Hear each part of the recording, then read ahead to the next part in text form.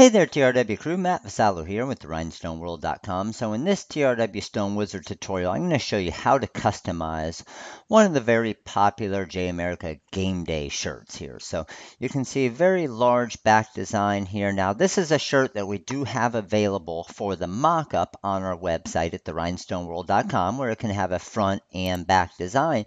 But I'm going to show you how to create this very, very cool looking custom mock-up for your customers to show them exactly what their shirt's going to look like before you ever make it for them, which allows you to not have to use actual shirts and materials and time involved to create a physical mock-up or a physical sample for a customer. Okay? So I'm working in Corel Draw X7 in the TRW Stone Wizard version 2.14 here.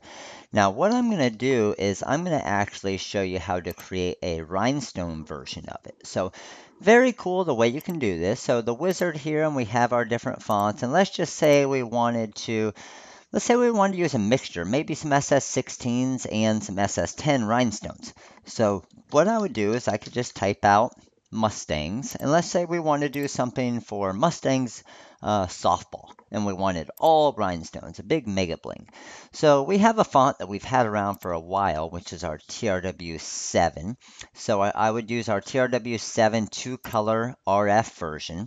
So to do that, just click on the RF, and this is what you're going to see right here. Now, cool thing about this is depending on the way it types out, you can always change everything. So what I'm going to do is I'm going to come over here and I'm just going to click on my 3-point curve tool first, and I'm going to get that about the width that I want. So first thing I do is I'm going to have a little bit of an arch to it, because I want this text to arc a little bit. And then I'm going to get it to about 25, 26 inches, somewhere in that range, because I know that's the size to arc across the back of that game day shirt.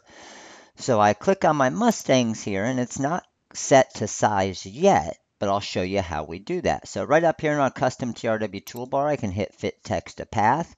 And I'm just going to fit it to the path. Now, whenever you see this red line come up, that's when you know it's centered. So I'm going to left click. Now what I can do is in the wizard, I'm going to edit my text spacing a little bit. I'm going to bring the ANGS over a little bit. So I'm going to highlight all of those nodes right there and just bring those over a little bit. Tighten up that spacing a little bit so it looks nicer. Okay, I think that looks very nice there. And then again, let's make sure it's all centered. We're centered good. Now what I can do is I want to find out what stones I want to use. So the awesome thing about the wizard is if I want to use SS6 stones, I can just click on my overall design, click on 6s, and it's going to change it to SS6s, and then click off of it, click on the overall design so it has the path to SS10s. So there it is in SS10s, and then SS16s. Now with the 16s, I do need to move it over a little bit. So I'm going to move it over a little bit this way. And see how my width isn't quite wide enough, which that's no problem. It's just the actual path that I drew. So I know that, okay, I probably want to go ahead and use SS10s for this design then. So we got SS10s going across there, and I have Mustangs, or I could have it say Mustang softball if I want as well. So let's just say we want it to be Mustang softball because we definitely want to use the SS16 stone. So we know that's going to fit. So I could click on my 16s here, move this back over a little bit, and that's going to arrange perfectly right there. Okay. So now that we have that, well, we want to make this a two-color text as well. And let's say I want to bring that spacing over a tiny bit more. Well, that's no problem at all. I'm just going to click on my text spacing again, and let's bring that ANG over a tiny bit. I'm pretty particular with my fonts. I like the spacing to look nice and everything to look pretty proportionate. So I can move this over a tiny bit.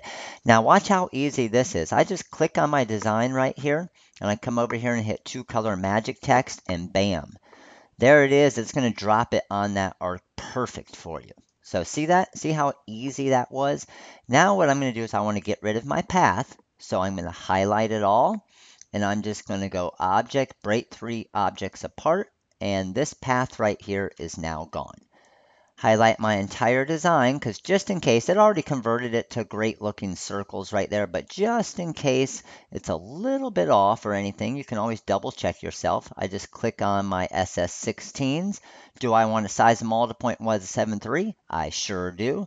And now you're going to make sure that you have perfect circles in all of those areas, okay?